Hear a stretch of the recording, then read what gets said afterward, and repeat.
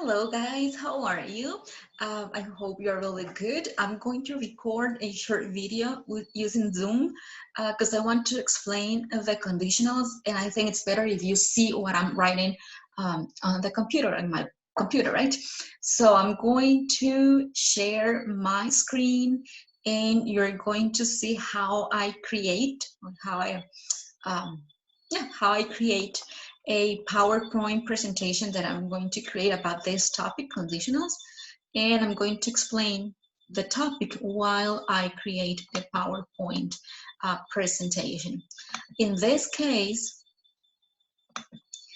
I'm going to explain conditional 0, conditional 1, and conditional 2. There are more conditionals, but by now we're going to focus only on those 3. So what are the conditionals, guys? As the word says, conditionals the word comes from condition.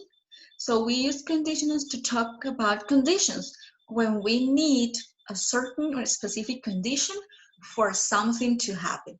Okay, so let's start. Okay, we're going to start with conditional 0. We use the conditional 0 for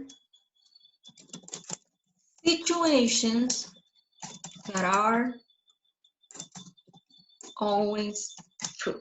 Okay, that's when we use the conditional. We have, if this happens, this for sure is going to be the result. That's always true. And when we're talking about conditionals, a key word is if. Okay, by now we're going to study only if. So whenever we have an if this and this happens, this is the result, that's a conditional. We need this condition for this to happen, to occur. So in the case of the conditional 0, we're talking about situations that are always true. If this condition occurs, we are 100% sure that this is going to be the result. So let me give you an example.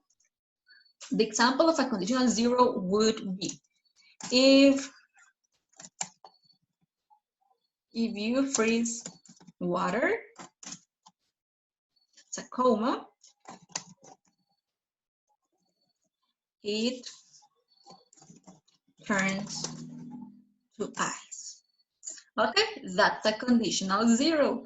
This is the first, this is the condition. The condition is if you freeze water, what's the result? It turns to ice. And that's always true. Or the other way around. If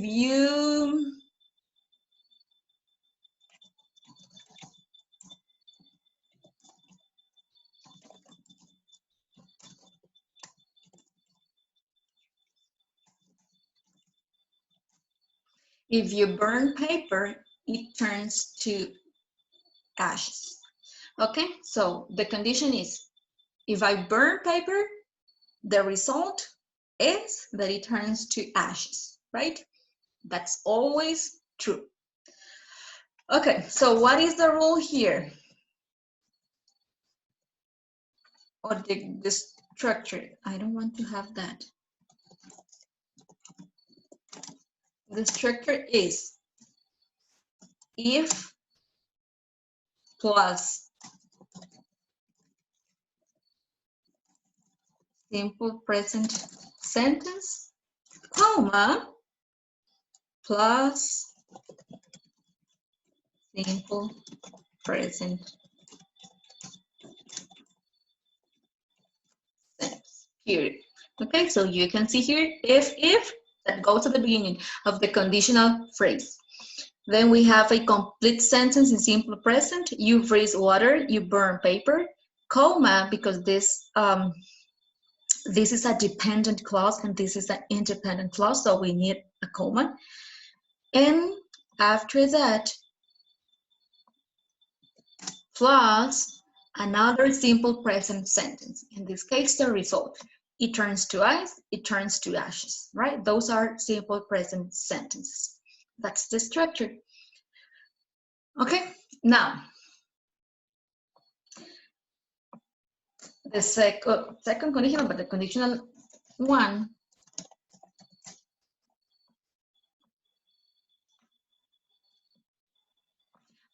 Okay, so we use conditional one for situations that are real or possible. Okay, that's when we use the conditional one for situations that are real or possible. That means that if this condition happens, if this condition occurs, it is possible to get this result. I'm going to give you examples. For example, if it rains today,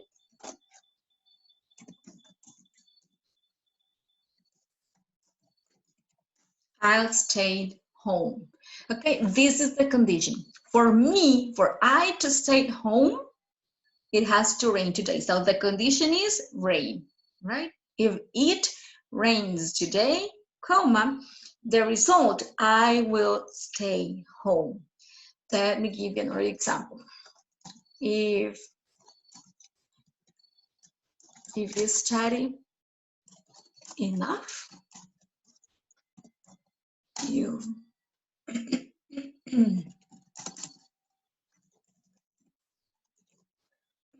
the final exam. Okay, this is another example. What's the condition? If you study enough, if you review all the information, if you go over all your notes, the possible result would be that you will pass the exam. As you can see, to stay home and pass the final exam are possible events, are possible situations. So if these two conditions happen or these two conditions occur, these are going to be the results. Okay, and as you can see, this is the structure. Sorry, structure. We have if plus simple present sentence, comma, plus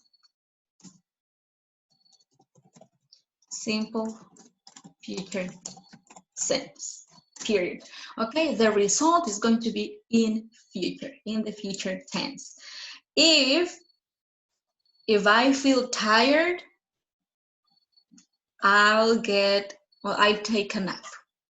Okay, if I feel tired, simple present, I will take a nap.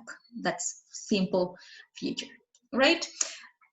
One important thing that you need to know here is that with this conditional and also with conditional two that we're going to see in a minute, we can switch the order of the sentence. We can also say, and this is totally fine, totally correct, I can say, you will pass the final exam if you study enough. Okay, it is still conditional one. The sentence is still correct. It means exactly the same, but the order of the sentence is different. And in this case, when we have if in the middle of the sentence, we don't use comma. You will pass the final exam if you study enough, right? And we can do the same with the first example. I'll stay home if it, if it rains today, right? So the meaning of the sentences are exactly the same as in these two. The only thing that changes is the order of the sentences. And remember, if you have the if clause at the beginning, you use a comma before the second sentence. If you have the result at the beginning and the if clause at the end, you don't use comma, right? You don't use comma, never. Right, so this is the conditional two. As you can see, these situations are possible.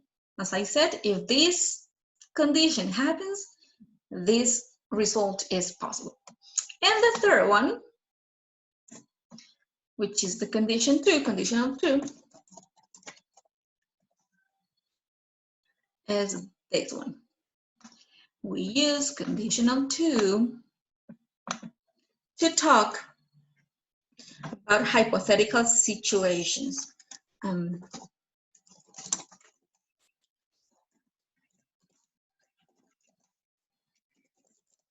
To talk about hypothetical situations. What are hypothetical situations?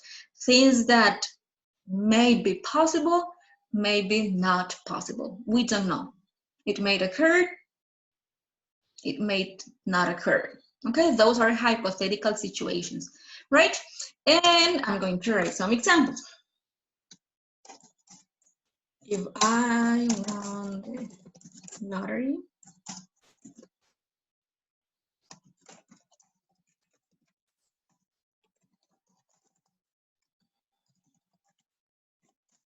this is an example of conditional to.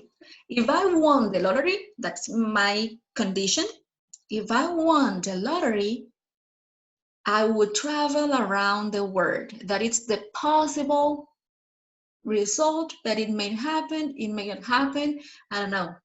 There are very few chances for me to win the lottery. So that's a hypothetical situation. We don't know if that is possible. It may not be possible. And actually, there are a very low probability or possibilities for that to become true, right? So that's one example. Another example would be if I had millions of dollars, I would buy an island. Okay, that's another hypothetical situation. There is, I mean, there's a very high possibility for this not to happen, right? I mean, this is not very, very likely to occur. So that's conditional too. If I had millions of dollars, I would buy an island. Okay, if I had, I don't know, $100 million, I would buy an island.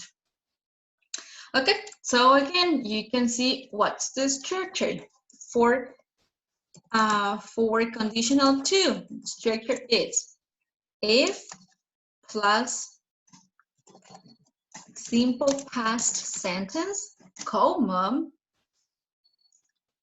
and a sentence with would. In this case, would is like, remember that I have explained that would, basically would means in Spanish la terminación ia. Yo viajaría, compraría. That's the meaning of would. So I have a sentence with subject plus would plus simple verb plus the complement. Okay, that it would, sorry. I wrote this up. Okay. Okay, this is the structure for conditional to. The if sentence is a simple past. If I won the lottery, if I had millions of dollars, comma, and then the secondary result, the second sentence is a sentence with would. Subject, would, simple verb, complement. In this case, we have subject, I, would, simple verb, travel, and complement, around the world. In this case, we have subject, I, would, simple verb, buy, and complement, an island, right? So this is the condition for this to happen. And once again, we can switch the order of the sentences. We can say, I would travel around the world if I won the lottery. Okay, so we can switch the order of the sentence. It means exactly the same, but if we have the if clause at the end, we don't use comma. I would buy an island if I had millions of dollars. Okay, so here is the same. The sentence has the same meaning. We switch the order and we delete, we remove the comma here. We only use the period. Okay, so that's the conditional two, and that's all what you have to know by now. Okay, we have conditional 0 for situations that are true, that you know that if this happens, for sure, this is going to be the result. Conditional number 1, situations that are real or possible, that you know that there is a possibility for that situation to happen, to occur, right? And then we have conditional 2 for hypothetical situations, things that you know that are almost impossible to happen, okay? And this is the structure. What do you need to remember? The structure, right? To know that if I'm talking about a hypothetical situation, I need past and would sentence. If I'm talking about something that may happen, I use simple present and future. And if I'm talking about something that is true, that is always true, I use simple present, okay? And that's it. So I hope you understand this, how to use the conditional 0, 1, and 2. I'm going to stop the recording, guys, and I'm going to see you soon. Bye-bye.